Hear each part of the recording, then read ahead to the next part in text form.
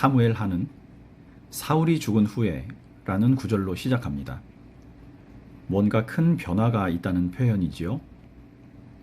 이제 불순종했던 사울의 시대가 저물고 다윗의 시대가 왔다는 뜻입니다. 1장에는 사울의 죽음을 알리던 아말렉 청년의 처형 장면, 그리고 다윗이 사울과 요나단의 죽음을 슬퍼하며 지었던 애가의 내용이 나왔습니다. 다윗의 애가 속에서 원수였던 사울도 친구 요나단도 같은 대우를 받았습니다. 원수라도 용서하고 사랑하라는 예수님의 가르침을 떠올리는 장면이었지요. 2장의 시작도 비슷합니다. 그 후에 이런 일이 일어난 뒤에 이런 말로 시작을 하는데요. 이 말은 1장과 2장 사이에 어느 정도의 시간이 지났음을 보여주는 표현입니다. 자, 1절을 보겠습니다. 이런 일이 일어난 뒤에 다윗이 주님께 제가 유다에 있는 성읍으로 올라가도 됩니까? 하고 여쭈었다. 주님께서 그에게 올라가라고 하셨다. 다윗이 다시 여쭈었다. 어느 성읍으로 올라가야 합니까? 주님께서 헤브론으로 올라가라고 알려주셨다. 역대상 12장의 기록을 보면 다윗은 사울이 죽었다는 소식을 듣고 나서 바로 고향으로 돌아간 것이 아니라 한동안 시글락에 머물러 있었던 것 같습니다. 그리고 이때 더욱 더 많은 용사들이 다윗에게 몰려왔고 세력이 더욱 강해졌습니다. 역대상 12장 22절에서 확인해 보겠습니다. 날마다 다윗을 도우려는 사람이 모여들어 하나님의 군대와 같은 큰 군대를 이루었다. 자, 이 구절에 다윗의 군대가 하나님의 군대 같았다, 이런 표현이 있지요. 이제 다윗이 사울의 뒤를 이어 새로운 왕으로 오를 때가 되었다는 뜻입니다. 나발의 일이나 블레셋을 도와 전쟁에 나갔다가 동료들에게까지 내침을 당할 뻔했던 일. 자, 이런 일들을 통해서 다시 정신을 차린 다윗은 이후 하나님께 묻는 일을 그치지 않습니다. 이번에도 정세가 자신에게 유리해졌는데도 자신의 기분이나 의지대로 행동하지 않습니다. 하나님께 묻고 답을 구했지요. 그만큼 다윗이 자신의 앞길을 하나님께 맡길 만큼 믿음이 성숙했다는 뜻입니다. 모든 일에 다윗처럼 주님의 뜻을 구하는 성도들이 되시기를 주님 이름으로 축원합니다. 이제 다윗은 고향으로 돌아가려고 합니다. 돌아갈 곳을 어디라고 생각했겠습니까? 당연히 유다 땅입니다. 자기 고향이지요. 왜냐하면 사울이 죽었다고 해서 왕궁에 남아있던 사울의 추종 세력들까지 한 번에 사라진 것이 아니기 때문입니다. 그래서 다윗은 헤브론으로 향합니다. 헤브론은 여호수아서에서는 기럇 아르바라고 불리던 곳입니다. 다윗과 친분이 강했던 유다의 장로들이 있던 곳이었고요. 지형적으로는 외적으로부터 방어하기에 좋은 지역이었습니다. 이미 다윗은 600명의 부하들이 있었지요. 아내와 아이들까지 포함하면 그 숫자는 몇 배가 됩니다. 그래서 아마도 다윗은 이들을 헤브론에 다 거주하게 하지는 못하고 주위에 인접했던 성읍에 분산해서 살게 했던 것 같습니다.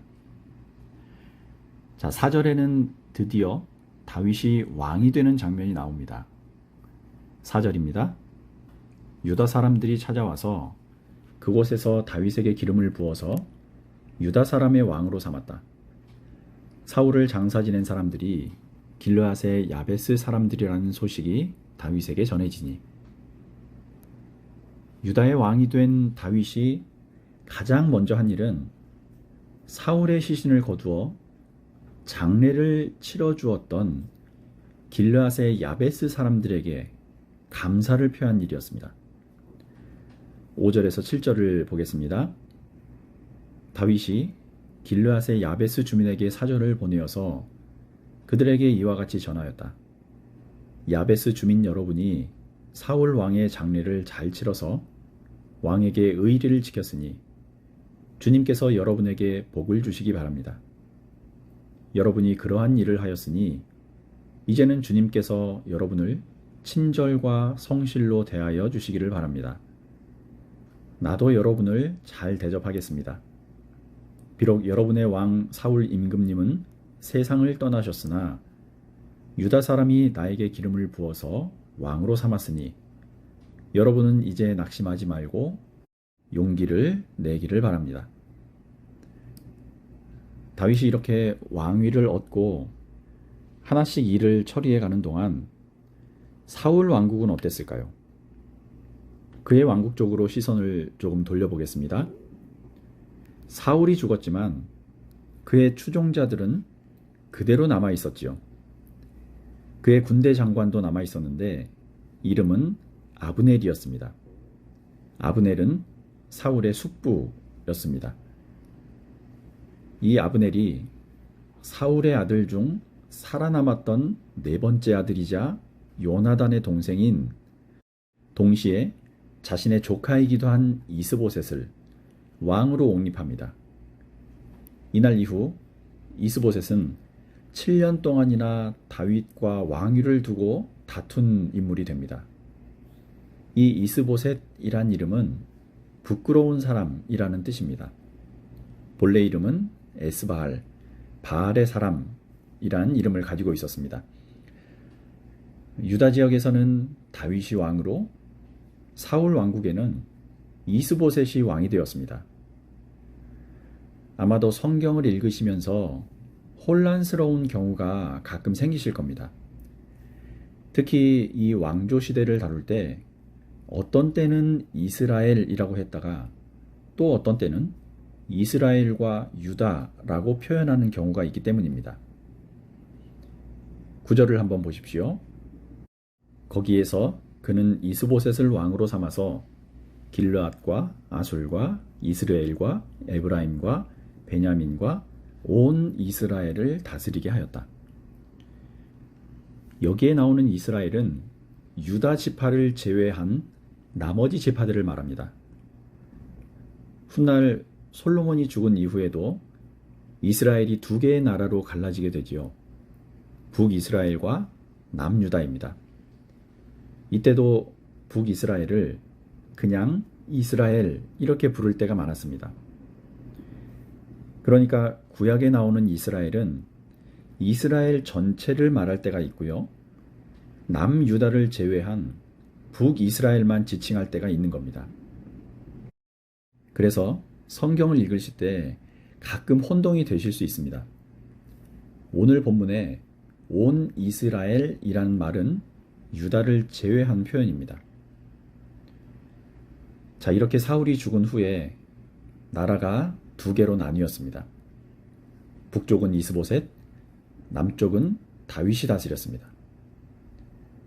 북쪽의 왕이 이스보셋이라고는 하지만 군대를 장악하고 있던 사람이 아브넬이었기 때문에 사실상 그 실세는 아브넬에게 있었습니다.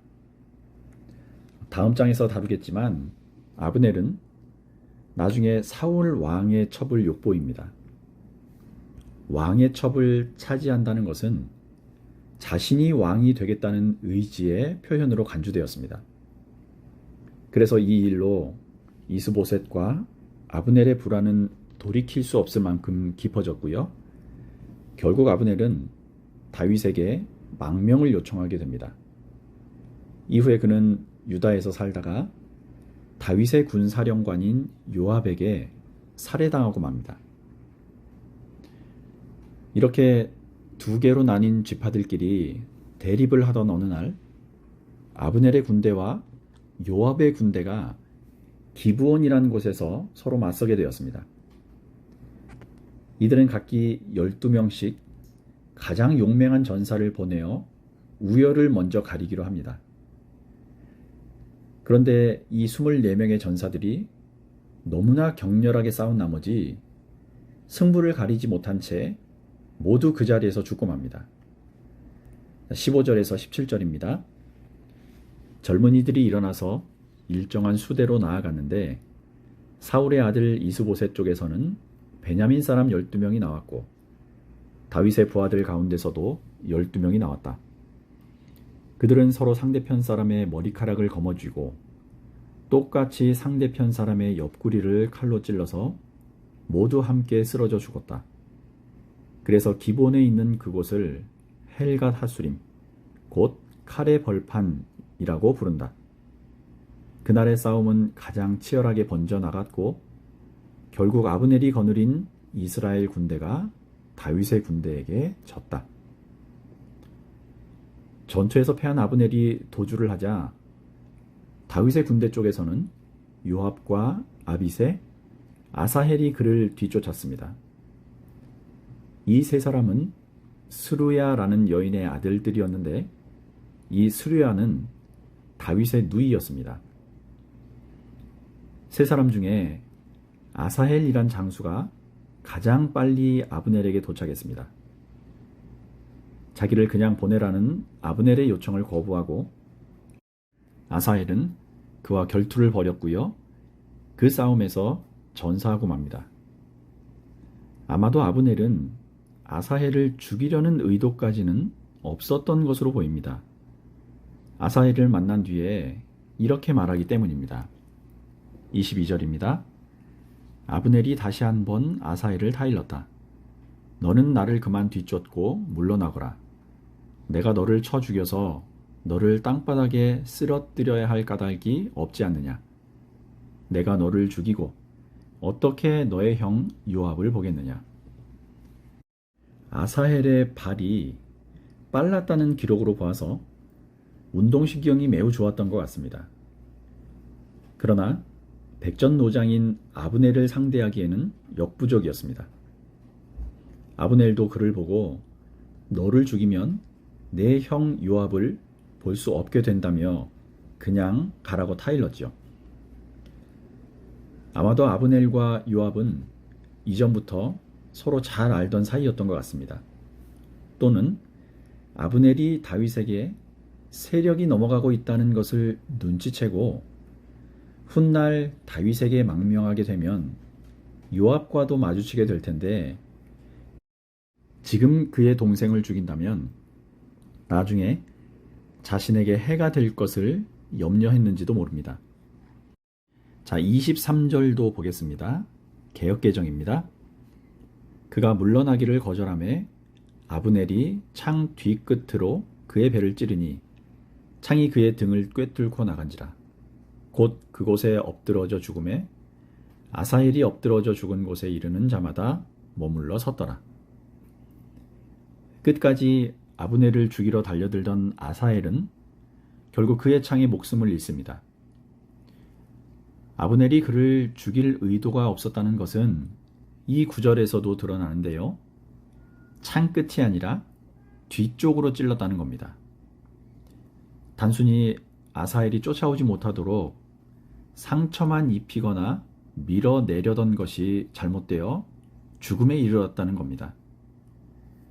그럼에도 아사헬의 죽음은 훗날 아브넬이 다윗 진영으로 넘어갔을 때 요압이 그를 죽이는 중요한 이유가 됩니다. 어쨌든 아브넬은 베냐민 지파의 호의를 받으며 날이 저물도록 요압과 아비새의 추격을 받다가 그들에게 휴전을 제의했습니다.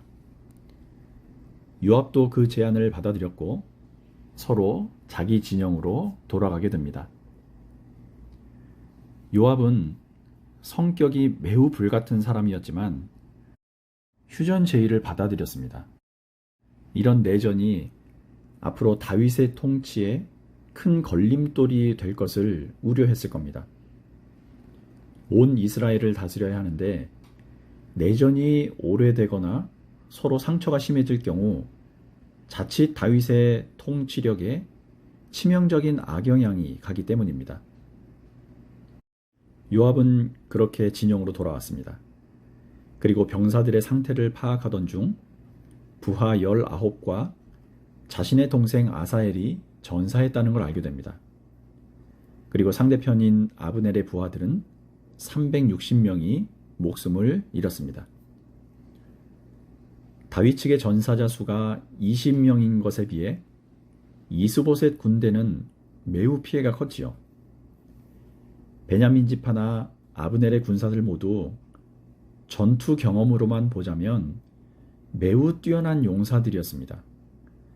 그런데도 이런 결과가 나왔다는 것은 역시 하나님의 역사가 사울 왕가로부터 다윗에게 옮겨갔음을 더욱 분명하게 드러내는 표현이라고 하겠습니다. 이후 요압과 부하들은 아사엘의 시신을 거두어 베들레헴에 있는 묘지로 가져가 묻어줍니다. 자, 오늘은 이렇게 유다와 다른 지파들, 다윗과 사울 집안의 싸움을 엿보았습니다. 그런데 뭔가 이상한 점이 있지 않으십니까? 다윗은 하나님께 기름 부음을 받아 왕으로 인정받은 인물입니다. 그런데 사울이 죽고 나서도 온 이스라엘의 왕이 되지 못한 채 고작 유다 한 지파에서만 왕으로 인정받은 겁니다.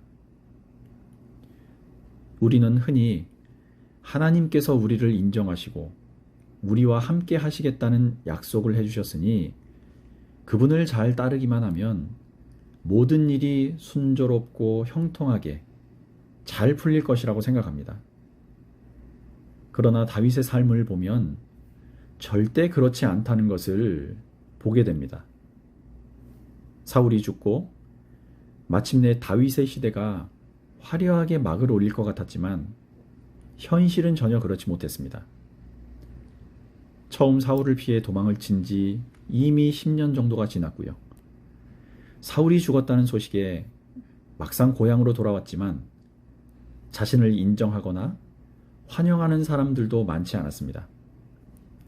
금방이라도 사라질 것 같던 사울 집안은 이스보셋이 왕이 되면서 다시 일어섰습니다. 헤브론에서 비록 유다 지파의 왕이 되었지만 다시 기나긴 싸움이 시작된 겁니다. 안으로는 동족들과의 싸움을 해야 했고요. 밖으로는 이방 민족들과 싸워야 했습니다. 왕이 될 것이라는 약속에 비해 그 과정은 너무나 길고 힘든 고통의 시간들로 가득했던 거지요. 자신의 기대와는 전혀 다른 방향, 이것이 하나님의 방식이었습니다. 자, 이런 다윗을 보면서 우리는 무슨 교훈을 얻어야 할까요? 하나님이 지금도 나와 같이 계시다는 것을 얼마나 자주 느끼며 사십니까? 그 약속이 이루어질 것이라고 얼마나 신뢰할 수 있습니까? 믿음과 약속은 있지만 우리의 현실은 우리의 기대나 생각과는 전혀 다른 방향으로 가기도 합니다.